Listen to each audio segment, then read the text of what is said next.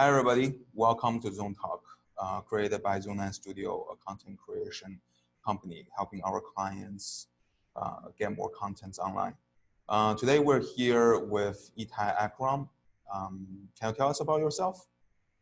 Yeah, hey guys. So my name is Itay Aharon, like Ben said, and I own two gyms. And at the first gym, we also have an injury rehabilitation clinic. We specialize in everything health. We have physio, massage, chiro, acupuncture in the clinic, a variety of personal trainers that cater to the client's goals. So based on the client's goals, we assign the trainer. And at the second location, it's the whole 9 yards with basketball court, sauna, change rooms, and the full decked out gym with everything you could ever want. Mm-hmm. So can you tell us about the biggest challenge that you are facing under the lockdown, personally and business-wise? Uh, Everyone's being quite forgiving in the sense of landlords aren't taking payments as of right now, at least my own aren't. And the government's very helpful. So financially, we're fine. Uh, all our clients are sending us videos and stuff like that in terms of them rocking our logo and doing their home workouts. And we've sent out a variety of home workouts to all our clients. So the challenge is not too severe in that sense, but we're excited to get back to it. So the biggest challenge would be that we want to be, me and my staff and all our clients and members want to be back in our gym, and we have to kind of control that need to go back to the gym, because the gym is not only a place of business, right? It's a home for a lot of people. It's where they deal with their stresses, their anxieties, and they get to put all that away and just focus on becoming a better version of themselves. So I created that gym and MBS Fitness to help all those people, and we're stuck kind of waiting to go back to our home. But in terms of everything else, we're fine. Okay. And how do you stay motivated? Well, the thing is, for a lot of people, extrinsic motivation is what comes out, right? They want to reach this goal by this time or make it to this competition based on our athletes as well, right? Because a lot of the gym has athletes, and our gym's included. And they get their motivation from that extrinsic goal, right? But the goal needs to come from within. So how I stay motivated is basically doing my workouts every single day, putting videos in terms of like Arnold Schwarzenegger, Michael Jordan, these athletes, and just kind of pushing that from the outside with the music and get going. And then you get into a routine. And once you get into a routine, even when the motivation's not there, the discipline is there, right?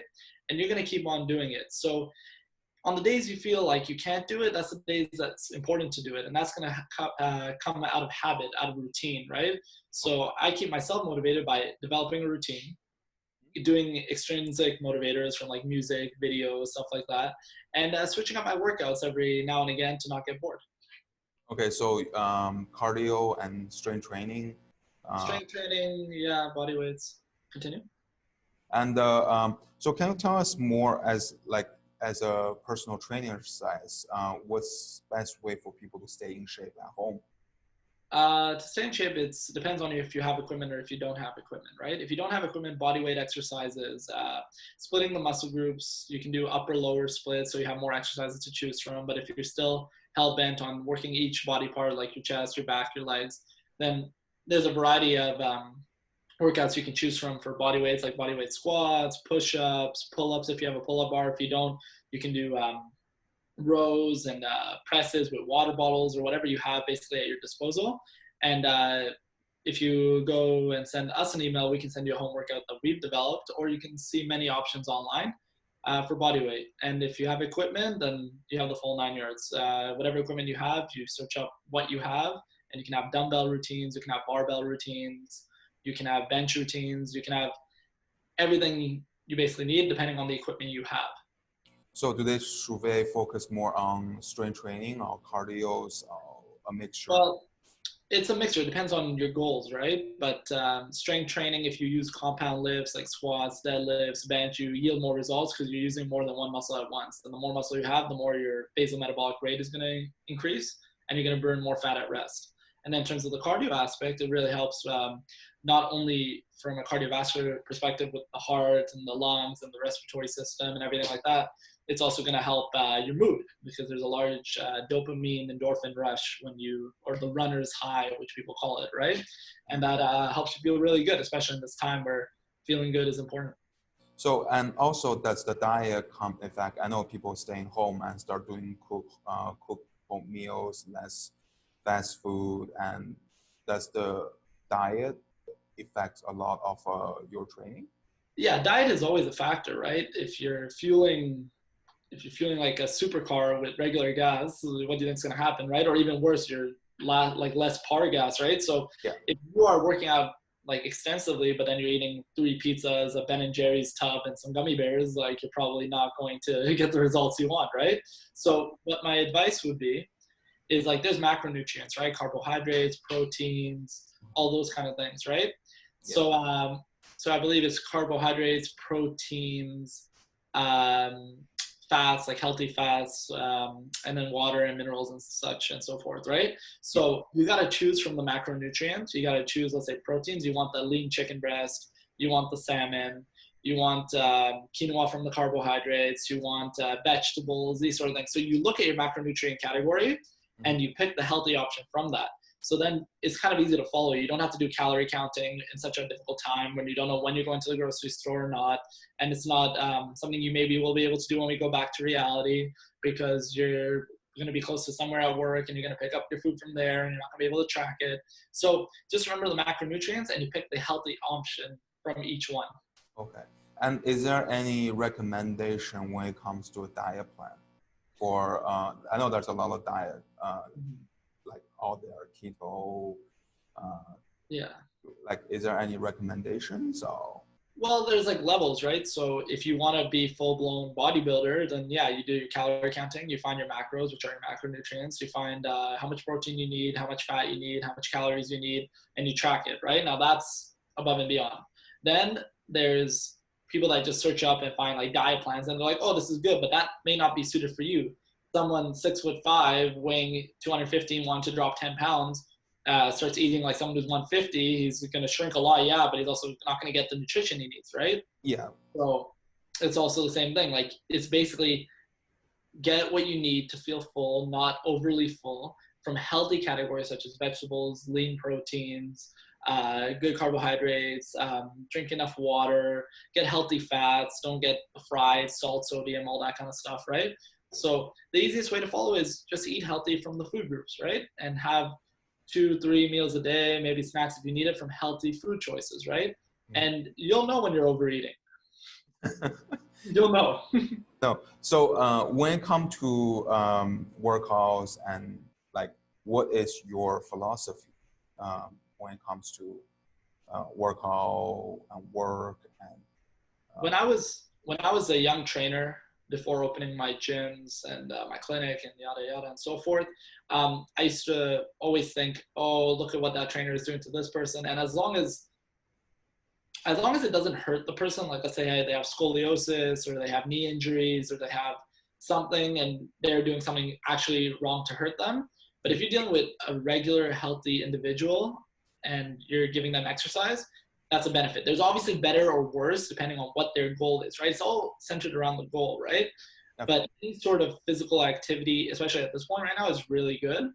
And I'm happy about that. But my philosophy on what would be the best would be strength training with some cardio every week to keep your cardiorespiratory system doing well.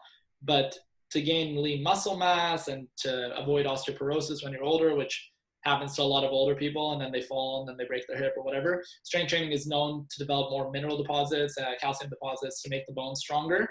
And I think strength training with some cardio every week. I train personally 6 times a week, doing cardio 3 times a week, strength training 6 times a week, but every person has to go at their pace, right? So just do what you can right now. Figure your strength training. You can either divide by the muscle group or you can do upper lower splits. Secondary muscle splits. There's so many things at your disposal, and it's just based on your goal. If you're just trying to stay healthy, work out 3 times a week, do some cardio, you're gonna feel great. Like I find that the toughest part is to work on your core. Right? The core training is the hardest to do.